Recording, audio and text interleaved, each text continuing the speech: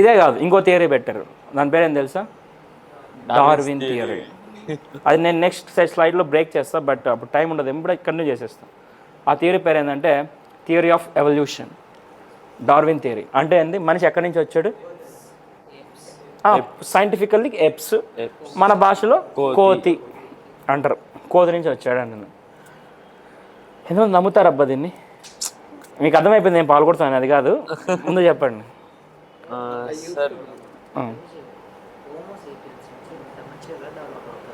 వస్తాను. పాయింట్ ఏమంటే, ఇప్పుడు నేను అలా యాక్సెప్ట్ చేస్తున్నానంటే ఇండైరెక్ట్గా నేను ఏం చెప్తున్నాను తెలుసా? మా తాత ఒక కోతి, మా తాత నుంచి మా నాన్న వచ్చాడు, మా నాన్న నుంచి నేను వచ్చా, ఆ తాత కోతి అని యాక్సెప్ట్ చేస్తున్నట్టు.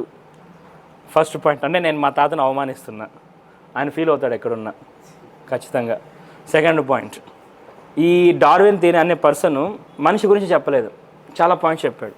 ఫస్ట్ ఆయన ఏమంటాడంటే థియరీ ఆఫ్ ఎవల్యూషన్లో పోలార్ బీ ఉంది కదా, దాని పాపం నీళ్ళు తాగదామని ఒక నది దగ్గరికి వెళ్ళింది. ఆ పోలార్ బీ నుంచి ఇక్కడ ఎక్కడి నుంచి వచ్చింది తెలియదు, వచ్చేసింది ఒక నది దగ్గరికి. వస్తే ఆ నది పైన వాటర్ గుంటలా ఉంటే పైన దోమలు తిరుగుతూ ఉంటాయి కదా, ఆకలేసింది. ఆ దోమ తిందాము అనేసి చక్కని దూకేసింది నీళ్ళలోకి. నీళ్ళలోకి దూకంగానే దానికి పాపం ఈతకు రాదు కదా, దాన్ని ఎలా ట్రాన్స్ఫార్మ్ చేసుకునిందంటే ఆ ముందరున్న కాళ్ళని ఇట్లా బెండ్ చేసుకునింది, వెనకున్న కాళ్ళని పైకి లేపింది.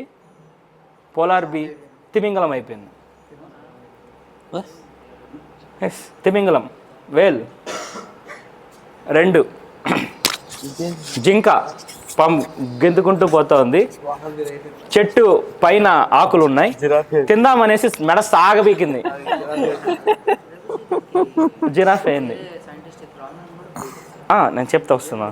దాన్ని ఇట్లా సాగబీకింది, డీర్ జిరాఫీ అయిపోయింది. ఓకే, ఒక కోతి ఉంది, అది 4 కాళ్ళ మీద నడిచినట్టు బోరు కొట్టింది, 2 కాళ్ళ పైకి వచ్చింది. వెనకాల తోక ఉంది, ఆ తోక లోపల మడుచుకునింది, మనిషి అయిపోయింది.